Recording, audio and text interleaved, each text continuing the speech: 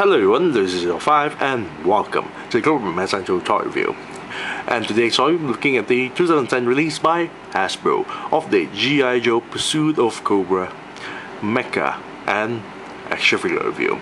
And today's Mecha and Action Figure Review, we're looking at the Jungle Assault Steel Marauder mobile mech suit and the Pilot Kickstart. Now, for the Steel Marauder, it's being sold in retail pricing of 120 ringgit. But I got this as a gift from KG Trains, who's from Texas, sent this and shipped all the way to Malaysia, this Steel Marauder, to me as a gift along with the other stuff. So I thank you, KG Trains, for sending me this awesome gift.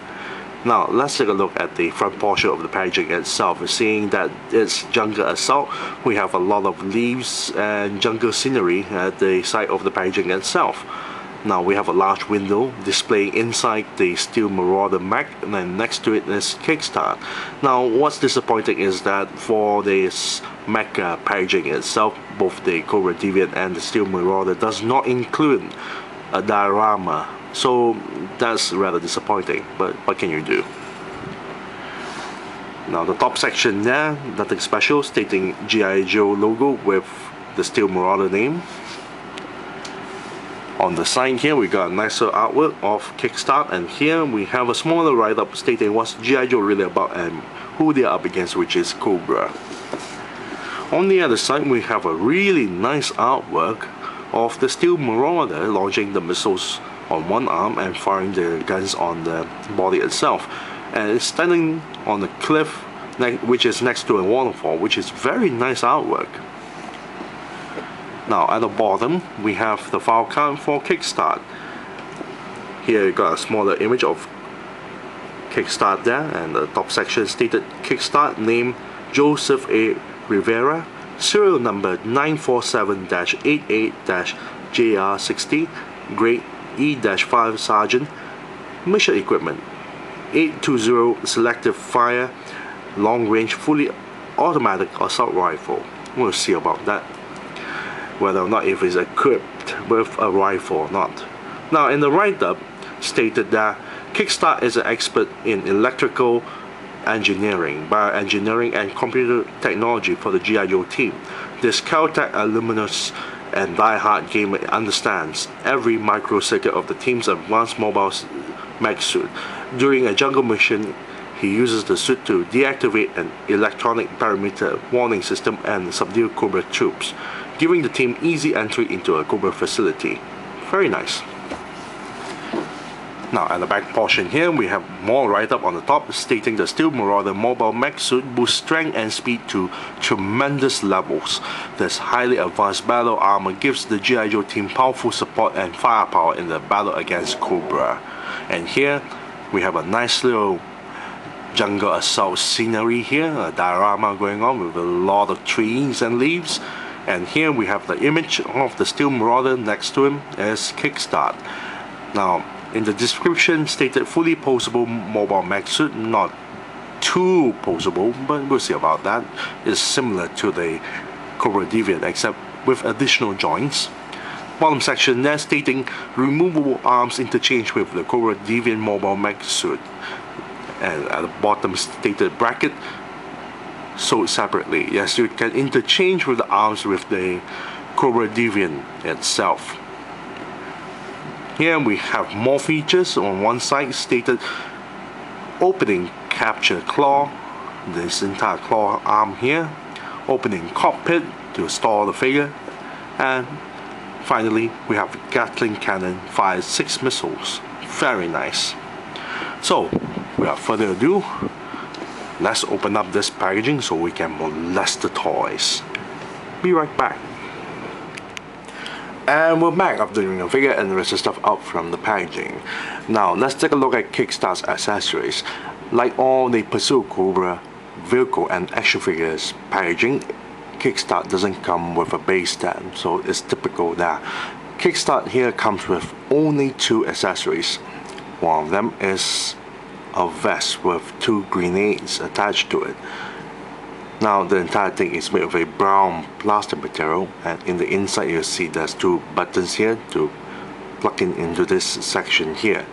Now the vest is nothing new. This is basically, well, an accessory that came from the 25th anniversary Cobra Viper's vest. No changes at all. Now there's a bit of paint job going on. The straps are painted in black. The belt has been painted in black. So there's the back portion. On the sides and some portion of the vest itself is painted in green. Here's a small little G.I. Joe logo. There's a couple of grenades here, which is made of a, well, grey plastic material, but also painted as well. Now what's funny about this vest is that, well, I don't think Hasbro actually pay any attention to it, because first off, this is a Cobra Viper's vest, so you're bound to have a Cobra Viper's Cobra logo on the belt itself. You can see that there's the logo itself.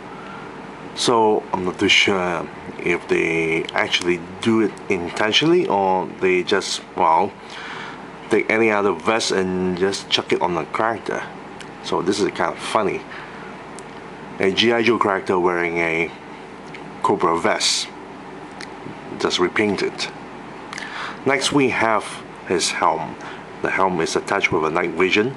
As you can see that the entire helm is made of a green plastic material with black lining that is already painted on, and the entire night vision here is made of a black plastic material. This portion is painted in black, but this entire piece here is actually made of a black plastic material, and the lens is painted in green. So this is actually not bad, but nothing new. This actually came from the Rise of Cobra's Desert Ambush Duke's accessory, but it's very nicely done, especially when they already painted the lens into green. Very nice. And that's about it with the accessories. Now let's take a look at the paint job for Kickstart. Now Kickstart's body here, majority of the parts are not painted at all. It's just pure green plastic material. Torso and the waist are not painted at all, to the point that they didn't even bother to paint the neck joint as well. Now the flesh tone skin is not painted. The hair is, however, is painted a little bit of brown, so does the eyebrows, but one side of the eyebrow is a little bit faded off. The eyes and the pupils are painted, but one side of the eye and pupil looks to be a little bit smaller and a bit faded off as well. Very poor paint job. The shoulders are not painted, so does the elbow points here are not painted. However, the wrist point here is painted with the flesh tone skin. The entire pair of gloves are not painted at all, just made of a black plastic material. The thigh section, the green parts are not painted, but the straps are painted in brown, except for this portion here, this entire holster with the pistol. This is a pure brown plastic material. Now the kneecap is not painted, it's pure black plastic material. Now the lower section of the legs itself, the entire thing is made of a black plastic material, so they actually painted this section of the leg just below the knee, painted in green, and the rest is just pure black plastic material, as you can see there. So the paint job quality is not that great. Furthermore, they neglected to actually paint this, so they just chuck in any parts on the figure and do a simple paint job and sell it to the market. This is as desperate as they can get. What's more, the entire figure's mold is nothing new. Nothing new at all. The torso and the waist is actually from the 25th anniversary Cobra Viper. The entire arms and legs, there's no even mix of parts for the shoulders and the lower arms, or even the thighs and the lower legs. It's just pure arms, hands, legs and feet here, taken or reused directly from the Resolute 25th anniversary Resolute Duke. No changes at all. And the head sculpt is actually from also the 25th anniversary Sergeant Airborne. No changes at all. And what's worse about this figure is that if you notice, one leg is longer than the other one, so he cannot stand straight by his own. If he does, he will fall, so you have to put him on one angle. Now let's take a look at the figure's articulation. The head cannot pivot up and down or go side to side, but can turn left and right like so, because it's being hindered by the collar itself. Now the shoulder points here can actually turn 360 degrees, but you notice when you turn 360 degrees, it tends to spread the arms outwards, because the original design for the Cobra Viper's torso meant to be that way, which is a flaw. Shoulders can actually spread and lift all the way up, and you also notice there are some of the excess plastic that they didn't bother to cut properly, which I actually have to cut it myself, and it's very loose on the shoulder joints here. Elbow joint can bend, go straight, then turn 360 degrees. Wrist joint here can turn 360 degrees. Torso here can go forward, back, and turn 360 degrees, cannot go side to side. Hip joints here can move forward, back a little bit, and to the sides. Double jointed knee that bend this far, and ankle joint that pivots downwards, upwards, and turn 360 degrees. Now let's fully equip Kickstart here. Now for a little bit of trivia, Kickstart character does not exist in the G.I. Joe universe at all. It's a totally new character with a mess of parts and well, pretty lame accessories. So there's nothing new with this character itself. It's basically, well, the only thing new is the character, but the rest of the body parts and the accessories is just the same old thing. And there you have it, he is fully equipped. Now if I'm gonna give a rating for Kickstart here, as you can see, I have to spread his leg, one of the legs there pretty far, and it is a really poor quality made figure. So if I'm gonna give a rating out of this, there's so lacking of paint job. Some of the paint job even faded off, like the eyebrow and the eyes, and we have one leg longer than the other one. He doesn't even come with any weapons at all, so I'll give it a 4. Yes, 4 out of 10, because with the accessories on, he looks not bad. The moment you remove everything, he looks horrible. 4 out of 10 for Kickstart. Next up, we'll take a look at the Steel Marauder. Be right back. And we're back after fully applying the sticker labels onto the Steel Marauder. Now inside the packaging, it comes with a smaller instruction manual on where to place the stickers onto the Steel Marauder. And speaking of the stickers, we have here a sticker sheet totaling 51 labels that you need to apply onto the Steel Marauder, and some parts of the Steel Marauder's body actually has a really tight spot, because well, some of the labels you need to apply onto the inside of the waist of the Steel Marauder, which is rather pain. Now at the back portion of the instruction manual, on one section actually shows where to place the figure onto the cockpit. The second one will instruct you on which parts is removable and how to attach the parts onto the, well, the attachment arms onto the Steel Marauder's body, how to activate the Gatling cannon and the claws, and that's about it. Now let's take a look at the paint job for the Steel Marauder. Majority of the parts itself is not painted at all, just pure plastic material, except for some areas. For starters, the entire canopy is actually painted. All the black parts there are all painted because the entire canopy is made of a clear translucent plastic. The seating is painted in beige colors. However, everything else inside the cockpit itself is not painted. The shoulder parts here is painted in metallic paint job. So does the two guns on the side, the kneecaps, the back portion of the legs here, On the side of the Gatling cannon here, the grill, and all the tubings, which is painted in grey plastic material, except for this portion which is made of a grey plastic material. Other than that, that's all the paint job there is for the Steel Marauder. Now let's take a look at the figures mold. The entire Steel Marauder is exactly the same mold being used for the 2006 release of the Sigma 6 Iron Hammer. But for this version, there's a little bit of retooling, which of course I forgot to mention in the Cobra Deviant review. Here, they added the handle for the Steel Marauder, unlike the Sigma 6, which does not contain the handle here.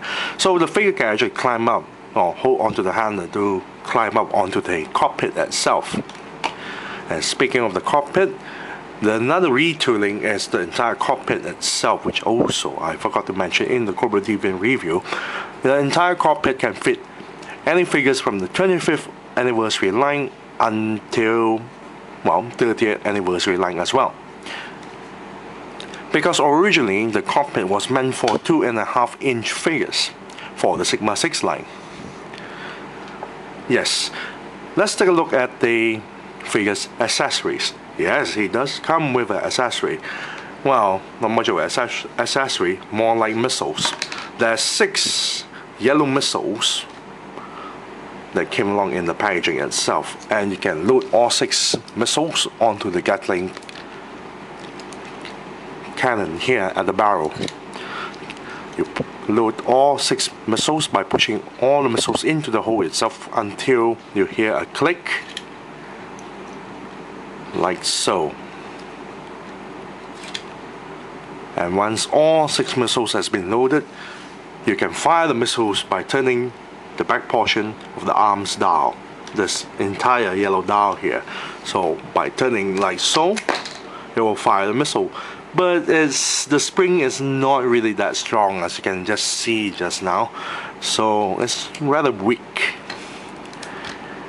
Now for the other arm here, to activate the claws itself, there's the button at the back here. So when you press the button, it will open up the claws, and the claws can actually, well, big enough to capture a G.I. Joe figure or a Cobra figure.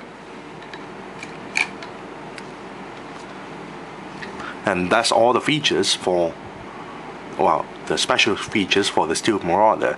Now let's take a look at the figure's articulation. Now each side of the shoulder here is on a ball joint, so it can go inwards and outwards, or up and down. There's also a swivel joint on the shoulder here that can turn 360 degrees. Problem with the joint itself is that if you twist it too much, this is gonna happen. It will it will loosen up the grip, and it became very loose. So yes, the joint can actually turn 360 degrees. And what's nice about the Steel Marauder compared to the Cobra Deviant, because it actually has upper bicep articulation, which is very nice. As you can see here, there's 2 joints there. So it can go back, forward, and the one inside can straighten up or fold. Very nice, making it a very poseable figure compared to the, well, the Cobra Deviant itself. Then we also have, which I also forgot to mention in the Cobra Deviant review, some articulation on the joystick itself. The joystick is on a ball joint, so it can turn 360 degrees, goes up and down or side to side. Well, I really don't like the canopy itself, because every time you try to close it, it tends to block. Well, if you don't close it exactly right, it tends to get blocked by the edges of the side of the, well, seating there, this section here. Now the turrets here is also articulated. It goes up and down like so. We also have a waist joint on the ball joint, so it can go side to side, down and up, and then 360 degrees. Then we have hip joints, which also on a ball joint there. It goes inwards a little bit, outwards a little bit, like so, and can move the legs forward and all the way to the back. And finally, we have ankle joints. Now the ankle joints here can go side to side a little bit and go up and down a little bit. And that's all the articulation for the Steel Marauder. Now let's place the figure kickstart into the cockpit itself. First things first, move the joystick on one side, place the figure inside like so, have him grab hold of the joystick.